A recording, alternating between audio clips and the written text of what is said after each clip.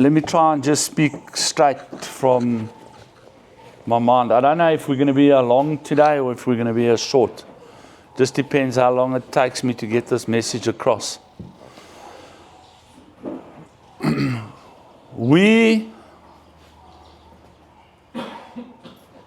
I'm speaking now as to the realities of all of our futures in our beautiful country. Not just you as people trying to recover from substance abuse. You've got to understand that this is just a small frame in a big movie. Okay? You have to start to come to an understanding that the way that you choose to go forward with your life from this point on has a major knock-on effect. You might not think so. You might be sitting here feeling insignificant and hopeless. And as an individual, all of us, to a certain degree, hold power, and to a certain degree, are insignificant and hopeless. Do you understand? I'm going to try and explain what I mean by that. So, if we all as individuals decide that we're going to work towards a common purpose, which in my mind is currently, as we sit here, the recovery of all of us as individuals. Our common purpose as a collective is the recovery of everyone else that's with us in this collective right now, as well as ourselves. So we recover so that through our recovery, we can display a better and more purposeful life to the guy next to us, who then also wants to recover. Now there's two of us, and then the two of us have more power than just one alone. And then the two of us pull in a third oak. Now we three, the three of us pull in a fourth oak. Do you understand what I'm saying? And then collectively, we then empower the guy that just came through the door to become like us, walking in recovery. You see, so as an individual, we hold very little power, but as a collective, we hold more power, because as a collective, we've got a bigger voice, and we then can convince the next guy to recover from his problem. Right? Do you understand that concept? Now, it's exactly the same with our country. You have to recover so that you can go out there and bring a message of hope and pull people in to create a voice that grows larger and larger, so that we can get our country to a place where we're all pulling in the same direction. All of us. Now, in order to pull our country in the same direction, we need to have a common foundation and a common platform that we're standing on. Now, what has happened around the world is that forces of evil have succeeded in dividing us. Worldwide. Worldwide. Now, I know that I have people here from different faiths, but I don't care. I don't care. Because this establishment is Christian. And this country is Christian. End of story. Everything else outside of Christian is a minority in this country. The biggest church in this country is the Zionist Christian Church. What's the word in there? Christian, ZCC. Now, we might not function in our Christianity the same way those people function in their Christianity.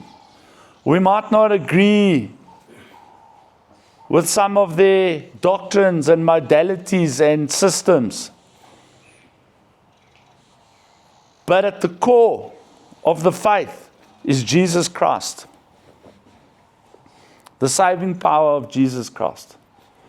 The second biggest church in this country, and they could be reversible. I'm assuming based on our country's demographic. But it could be the other way around. It could be the ZCC is the second biggest and this church is the biggest. Is the Roman Catholic Church.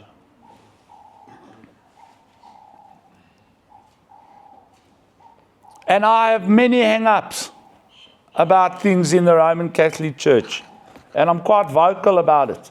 I'm vocal about a lot of different denominations and churches. But that doesn't make me right. It just makes my opinion different. And we've got to start understanding that the difference of opinion doesn't necessarily mean you are right and they are wrong. It just means their opinion is different to your opinion. Your methodology of operating is different to their methodology of operating. But the core belief remains the same. We believe that Jesus Christ is the Son of God. We believe that He was born of a virgin. We believe that He was crucified and raised from the dead on the third day. We believe that He ascended into heaven, and we believe that He will return. That is the core. That is all that matters. We fight about the most ridiculous things. This morning I saw guys arguing about why we shouldn't call Jesus, Jesus, why we should call Him this name, and if we don't call Him that name, then we're not Christians. But then we should call everyone by their original Hebrew or Latin or Indonesian or names that mean the same. If you go to Israel and you meet a guy called David there, his name's not David in Israel. It's David. Do you understand? We fight over ridiculous things, but we're at a point in our country where we have to decide, all of us, are we black? Are we white? Are we Indian? Are we colored? Or are we Christian?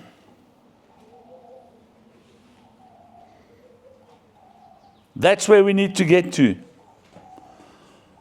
Are we going to put aside all our ridiculous racial bullshit that we fight about in this country? You did this to us. You did that to us. Whatever we believe, you currently doing this to us. You currently doing that to us. And fight with each other over these sometimes valid injustices that have happened and sometimes perceived injustices that have not happened, but that we have been made to believe are happening through propaganda and cuck. Or are we going to say, to hell with all of that rubbish, do what the Bible teaches us to do, forgive each other for whatever we perceive we're doing wrong or might have done wrong, as Christian brothers and sisters, and say, right, we are now uniting in the faith of Christ and stand together and mobilize this country under the banner of the biggest religion in this country. My argument that I made this morning, and I've put the same message out to the world today.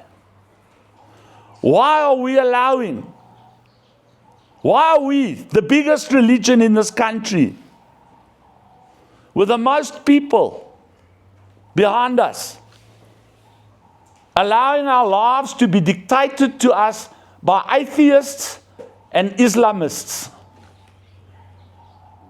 Why are we doing that?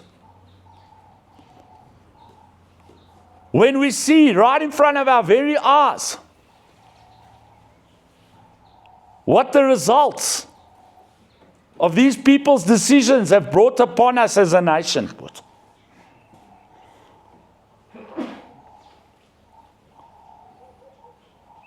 We look around the world. I'll give you an example. How many South Africans are running to Zimbabwe?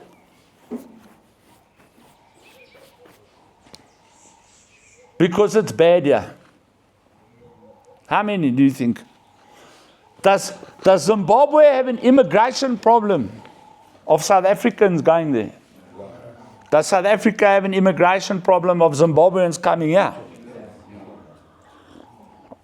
And Nigerians, and Congolese, and Mozambicans. And why are they coming here? The land of milk and honey. The land of milk and honey. What built this land of milk and honey? The people of South Africa. All of us. But what was the banner under which we stood that built this country? Christianity, but. Now you must stop believing the propaganda of Jesus is the white man's God. This is a lie.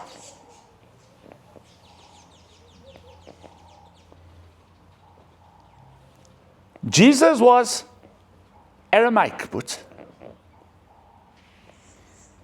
he was a Jew. Now everybody, oh, those are Zionists.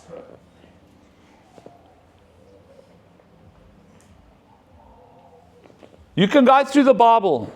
You open that Bible right now, from Genesis, right through to Revelation, and I challenge you. This is the oldest book, my friend. Religious book. There's older books on Plato and Aristotle and these others. But this is the oldest religious book. And I want you to see in this book who built Jerusalem. What nation Jerusalem stood in.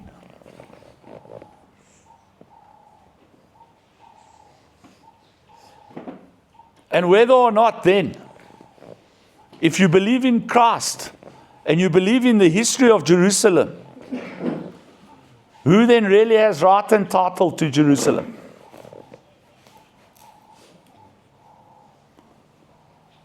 According to God, who built the first temple? Who built the second temple? And who's preparing to build? This is what Zionism is. Zionism is the preparation for the building of the third temple, my friend. In order to usher in the return of Christ. And it teaches us that the Antichrist will sit in that temple before Jesus returns. And in order for that temple to be built, you can be nothing else but a Zionist. Because Zion, who knows what the word Zion means? What does it mean?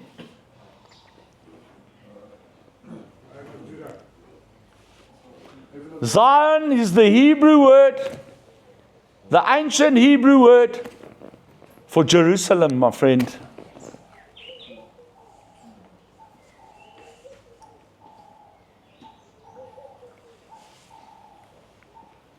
When the Jews and the Israelis from ancient times speak about Zion, they speak about the temple in Jerusalem, bro. This is what Zionism is.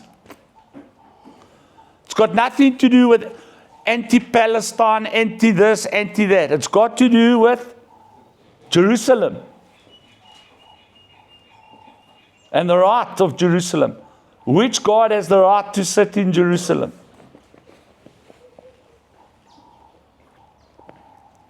Now you must decide. Are you going to follow a religion of peace, love, neighborly love, order, law, family values, family morals, etc., as presented in that Bible? Or you're going to follow a religion that has been responsible for the murder and conquest of hundreds of millions of people around the world,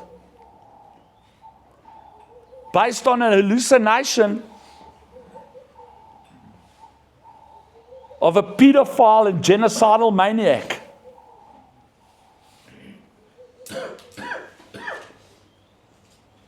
One preaching, love your neighbor, the other one preaching, if they don't listen to you, cut off their heads. You decide.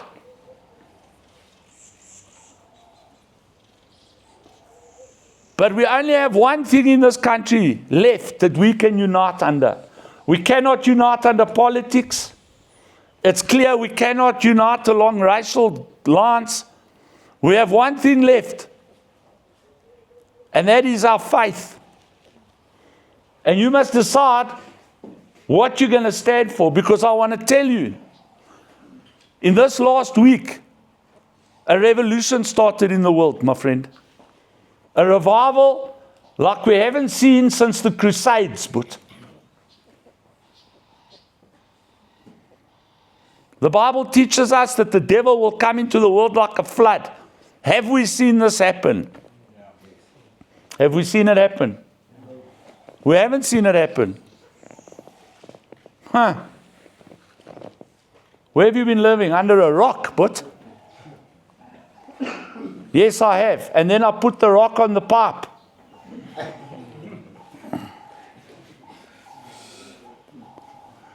I haven't seen the devil come into the world like a flood, but I'm in rehab for drugs.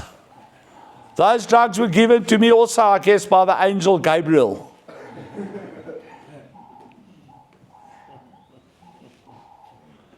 And weed is the tree of knowledge, you know. That's why I'm in psychosis.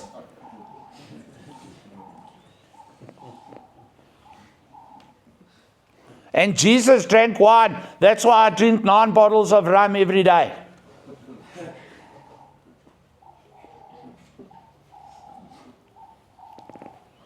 This is the delusion of evil, my friend.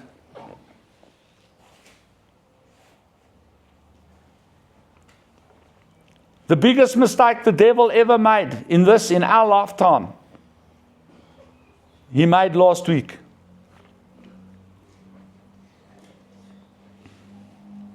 I promise you. Because this thing has ignited a Christian revolution like this world hasn't seen, I promise you. On Saturday, 1.5 million Christian patriots marched on the Parliament of the United Kingdom. 1.5 million, they're estimating. The mainstream media is trying to downplay that thing to the max, demanding these people the resignation of that atheist government, that secular government that's in control, and demanding the return of Christianity as the religion of England. And anyone who does not want to belong to that religion, they've told them very clearly, will either adapt, assimilate, they can practice their own religion, whatever it is, but they will not enforce a foreign religion upon England. And if they don't like it, their choices are leave or be dealt with. America, the same thing is happening right now. But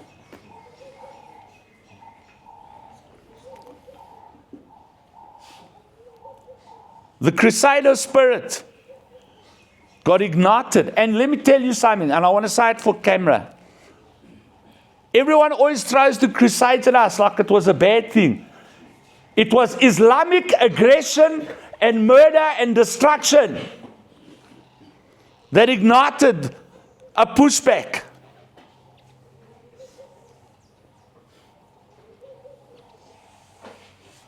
That was a righteous war. Just so we all understand. And an army the 10th of a size held Jerusalem for 1,000 years, my friend. Until they became corrupted by who? The Knights Templar. Where the money and the power took control. And that's what ultimately destroyed it. And lost them that war. After 1,000 years. Now you got to decide, my mate. Where you're going to stand. But I'm telling you that it's these forces of evil that have divided us as people because of our skin color. In order to steal our inheritance in the nation of our birth. How we got to be here, black or white, or I don't care what color you are, makes no difference how we got to be here. The reality is here we are.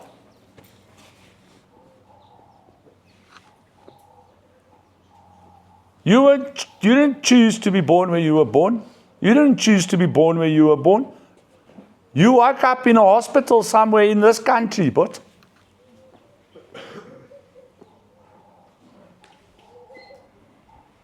and let me tell you something. This is the fact. And I want everyone to hear this clearly. Every man who's sitting here now, your ancestors are immigrants to this country. The original inhabitants of this country were decimated centuries ago by all of our ancestors. Whether you a Boer, an Englishman, a Zulu, a Xhosa, a Sotho, a Tswana, a Pedi, a Shangaan, I don't care, bro. We are not the original inhabitants of this country. The only claim that the African has is that he is an inhabitant of Africa originally. But we all migrated here. We just migrated from further north with a different mode of transport. And we're all here now. Here we are. Now we can continue fighting about that cuck for the next 200 years. And the winner can be the boss of a desert and a pile of ash.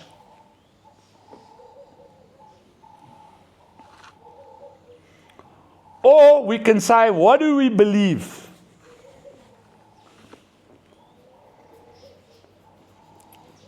We believe in Jesus.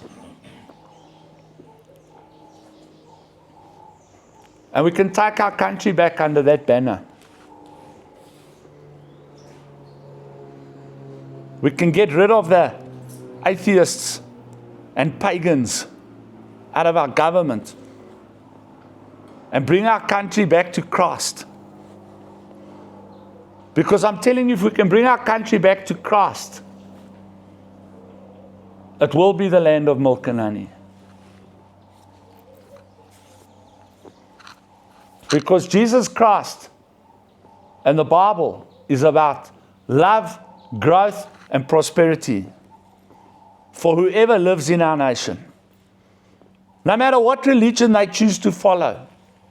I have no problem with you following whatever religion you want to follow. But as the majority in this country, the Christians, we are the majority. And if we are the majority, then we should make the decisions about our children and our nation.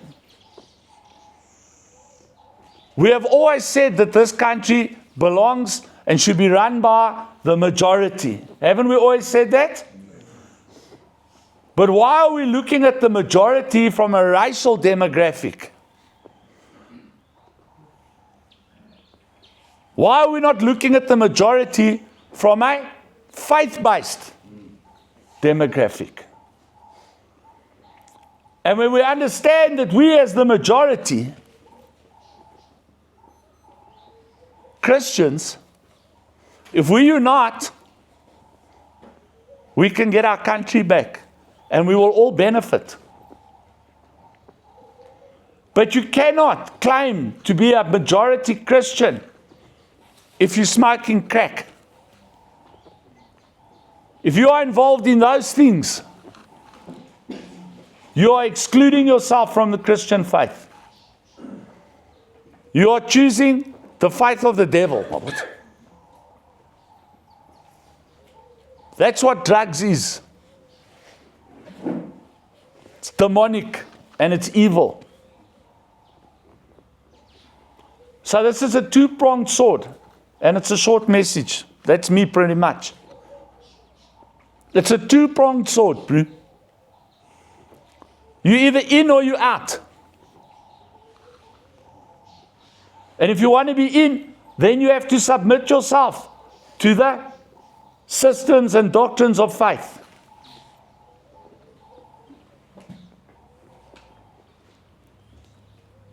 Decide what you want to be. If you want to be an addict and you want to live according to the devil's precepts and principles, then please do that. But when us as the Christian armies would take back our civilizations from people like that and systems like that, this demonic woke ideology, this religion of conquest and death and terrorism, when we take it back, then don't expect to be a beneficiary of the results. Because this revolution has ignited, I'm telling you now.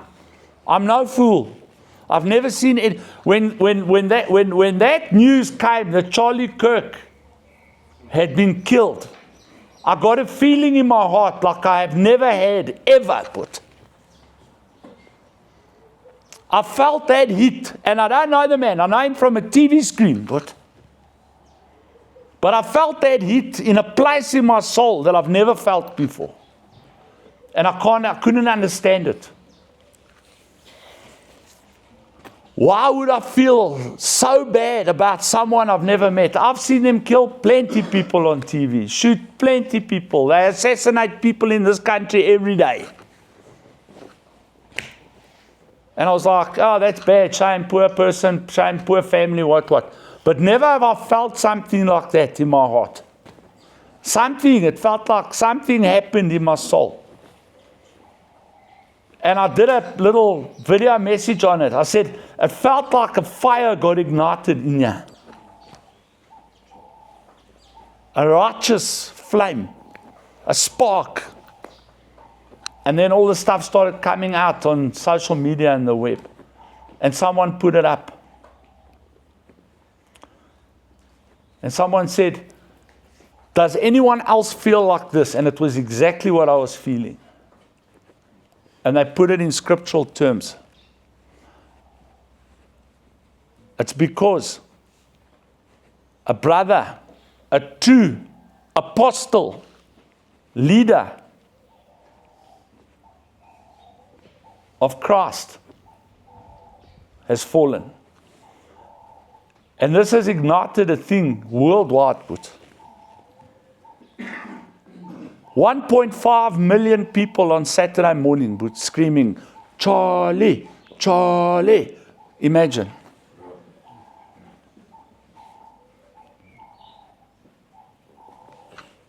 It's on like Donkey Kong, I'm telling you. But I agree with the Christian leaders.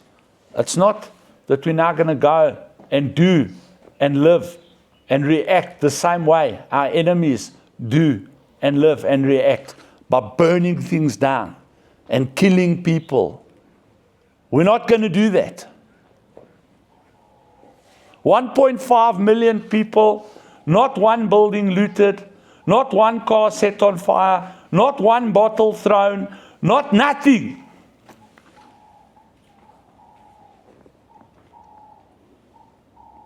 Now you've got to ask yourself why that is and how that is possible. Because the truth of the situation is one group of people under one certain faith are civilization builders. And then there's the rest.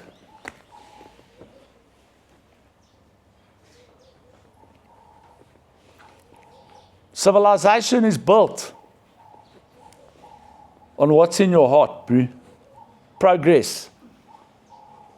But that doesn't mean that we are any longer going to stand back and be insulted and belittled and labeled. Those days ended on the 10th of September, 2025. There's been a bigger movement ignited with the death of Charlie than the World Trade Centers. What?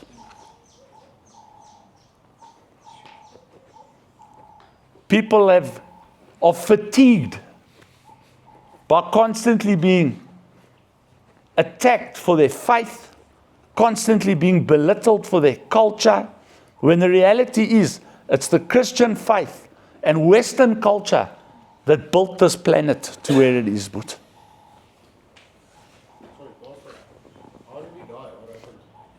come on, bro, where have you been?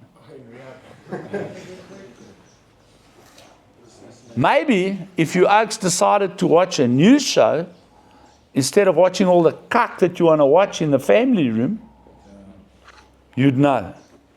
So do you want to know? Change what you watch. Simple as that. Can you watch it? Who stops you from watching it? The majority rules, is it? Well, I'm the majority. All right? Have you heard of the golden rule? The one who has the gold makes the rule.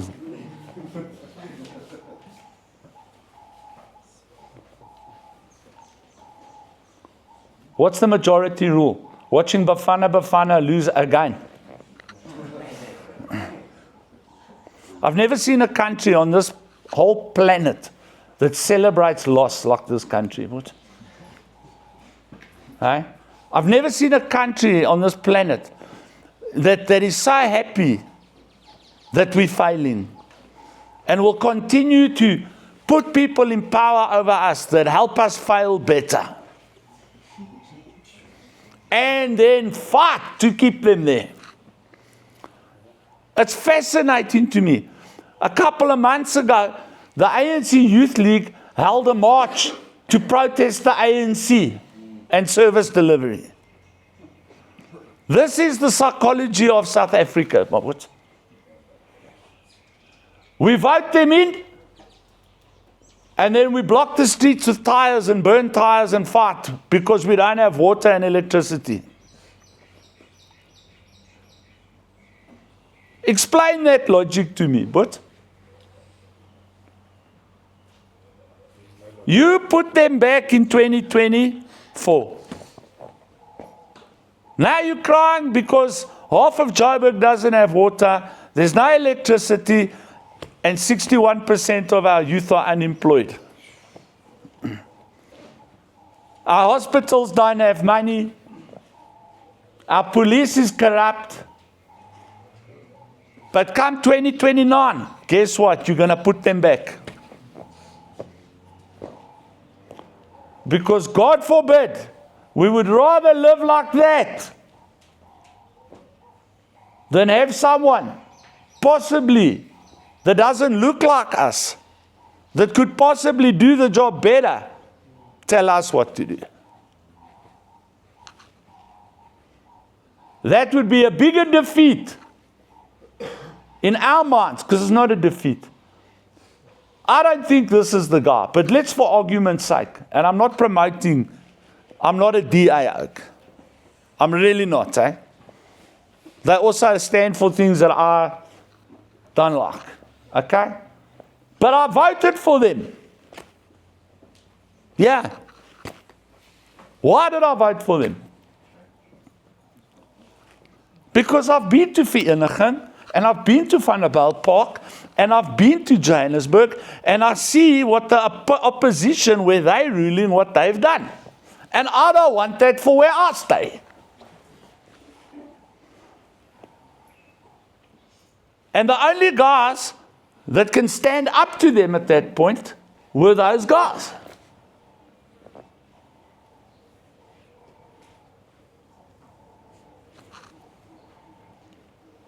Now, I said to Louisa here the other day, right? And the oak nearly had a heart attack and went stiff and started throwing fits here. Because I said to him, would you vote for Rob Hertzhoff if he ran for president? The billionaire mining magnate who knows how to run a business. And you have to run a country like a business. No, never. Why not? I'll tell you why not. He wouldn't give me the answer. And I'll tell you why not. Because Rob is white.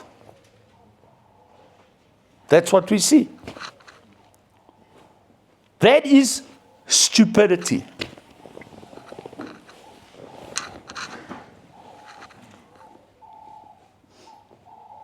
I don't care. Must I tell you, if he ran for government, you know who I would vote for? Do you want to know? Akhumalo. That's who I'd vote for. Because the man has got sense. What kind of sense? Common sense, but. Common sense, but. You can't run a country when you're stealing more than what the taxpayers are paying. But. You can't collect tax and pay SASSA when your tax base is smaller than your social grant base. What? You can't have a social grant base when there's no businesses in South Africa to pay the tax that you need to pay the unemployed.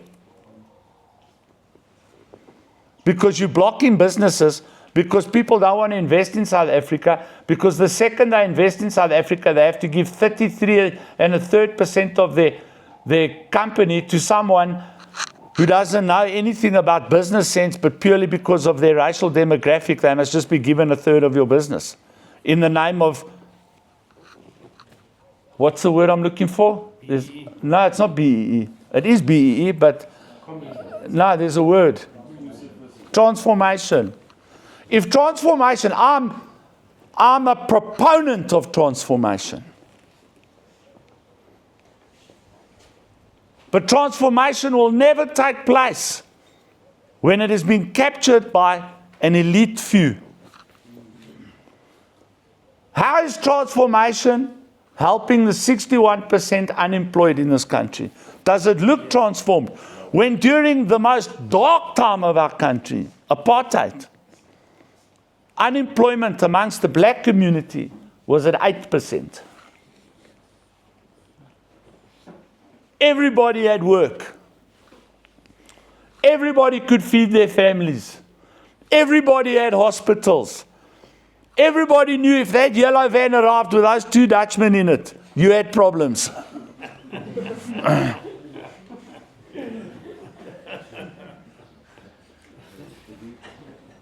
Everyone knew if you committed a crime and you got arrested, you were going to jail. Everyone knew if you murdered someone, you would get hung.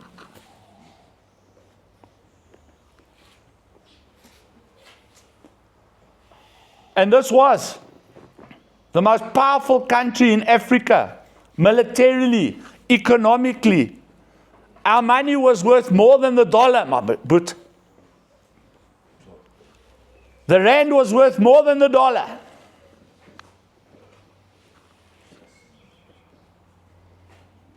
So yes, transformation has taken place. We're now a cesspool of unemployed drug addicts, run by a bunch of megalomaniacs, whose only mission is to stay in power. What? And we call that success. That's what I'm saying to you. We have successfully decolonized South Africa. Congratulations. But then don't protest. Be happy with no water. Be happy with no power. Be happy with no police. Be happy with potholes. Be happy with no job. Be happy with no money.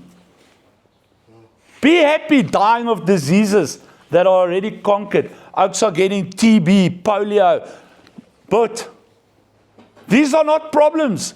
What's the other one? Cholera, dysentery, typhoid. These diseases have been conquered around the world, except you. Be happy with that stuff. But be happy that you can't swim in the rivers. Be happy that you can't go to Durban anymore and swim in the ocean, because the ocean has got E. coli in it. Be happy, bro. You got exactly what you wanted. Decolonization.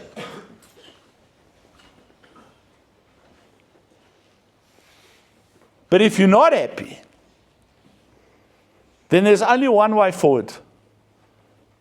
We have to unite, and we have to decide what we believe.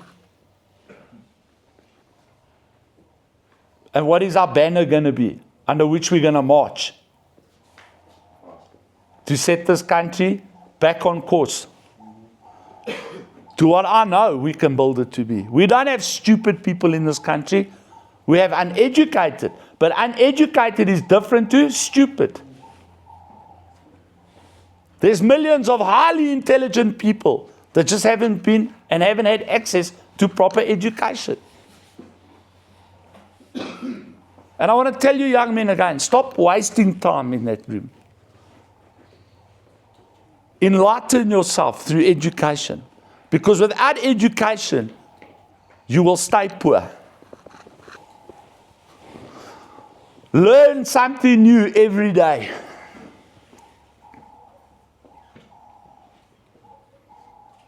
Education is the key to success. It's stupid people, truly stupid people, that run around with their pants hanging around their arseholes, shooting guns and selling drugs. Morons, but.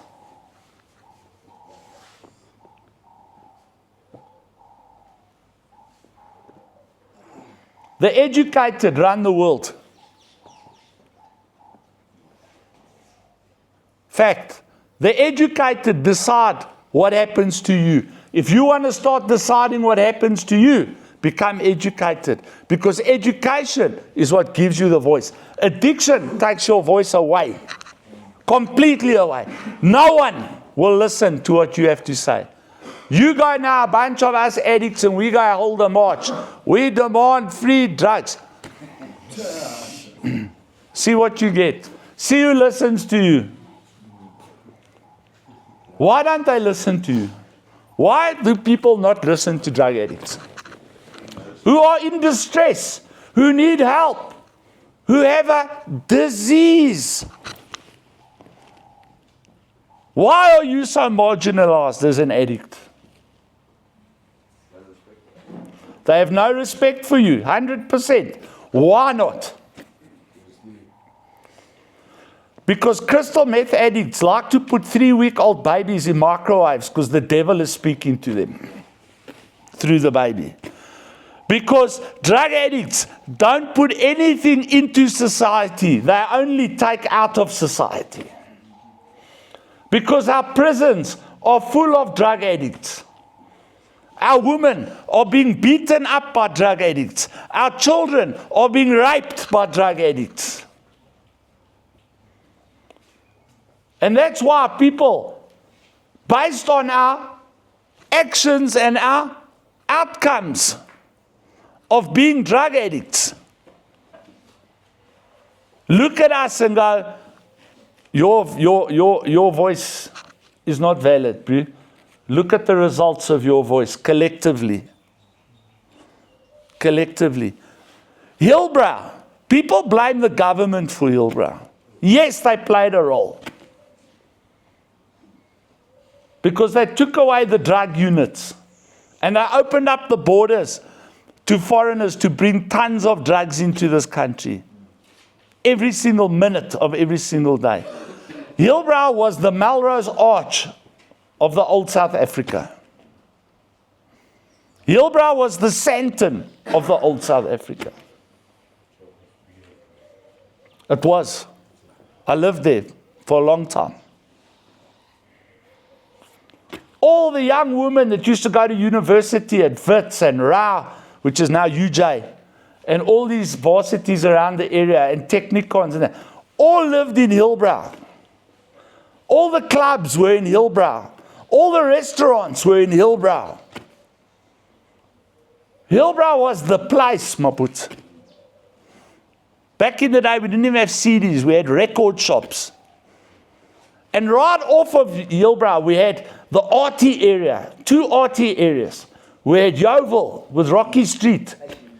And we had Melville with Rock Hard Cafe and those types of fringe RT places where the up-and-coming yuppies lived, like the lawyers and the architects and that. But Hillbrow was the spot for the students and for everyone that came from overseas, that came to immigrate to South Africa, started in Hillbrow. So we had everyone from every race and every culture living there. And we had no cuck with each other. It was great. Then cocaine and crack cocaine arrived. Hillbrow is what it is today because of crack cocaine. End of story. You will not convince me otherwise because I was there when it changed. It changed in 1992.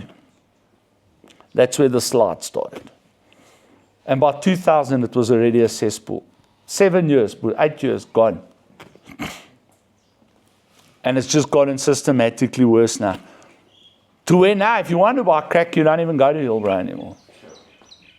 Because it is such a dump and a dive. That's why people don't listen to drug addicts. Because wherever we go, destruction is hot on our heels. That bro nearly fell out of his chair now, he's sleeping so bad. No, this side, behind me. I'm not looking, I'm looking at you. His head snapped back now. He's going to have to go get a neck brace from the nurse. Hey, my boot. But in his mind, he's going to be a billionaire. After he's slept through everything that you need to hear to become a billionaire. From grade 1 right to now, he's been dosing. Now he's in rehab, still dosing. But in his mind, Elon Masakane.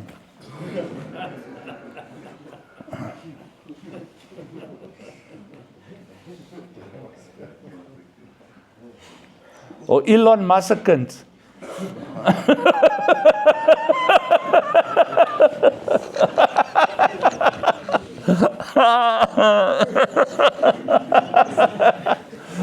Or if he's from Eldorado Park, Dalon Masakant. Nah. Hey, how many Dalons have you got living in Elders, boot? Every third oak, boot. What's your name? Dalon, boot. And his sister, Dalof. On and off. But we have power, and our power is our faith, boys. And if we can unite under our faith, we can rebuild this place, boys. We can get the drugs out. We can get the criminals out. We can get the people that don't belong in this country out. We can build our borders up. We can empower our police. If our police start operating under the banner of faith and doing what is right because it's right, not because it's financially viable, and doing wrong because it's financially viable. If we can get people to respond morally and ethically, we can turn this country around, because that's where we're lacking. We're lacking morals and ethics. And the reason we're lacking morals and ethics is because we're having a crisis of faith. Stop being embarrassed to be a Christian is what I'm telling you. Our faith built this world, but our faith conquered the oceans. Fact. Our faith put men on the moon. Our faith built satellites. Our faith built all the technology you've got now. Our faith built aqueducts and plumbing and electricity. Thomas Jefferson, a founder of America, invented electricity.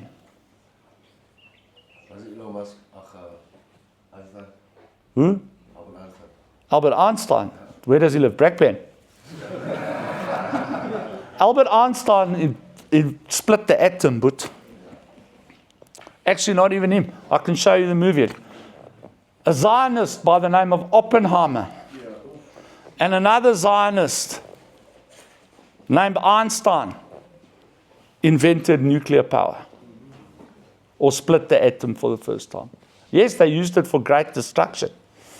Einstein's words were, if I'd have known this is what it was going to do, build weapons, I would never have exposed it. It has been, but only 2 nuclear bombs have ever been dropped on this planet that have killed people, and both were to end the Second World War. Why?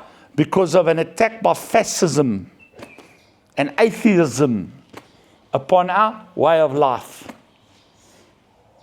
Japan attacked America first. Germany attacked Europe first. Actually, in fact. Did you hear the news today? An American suicide bomber walked into a bus station in Saudi Arabia and blew up 50 people. Does that sound viable to you? But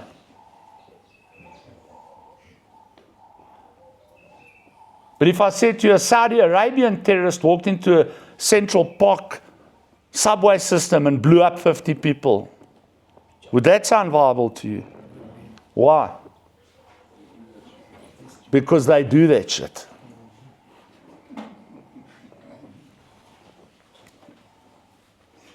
That's what I'm saying. This is where it's changed this last week. And these people that do that shit better start understanding. The people like us that don't do that shit are now going to call you out for doing that shit.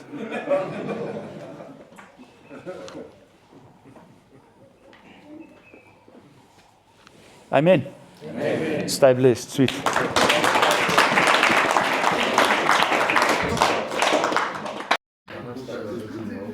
James, back in the day,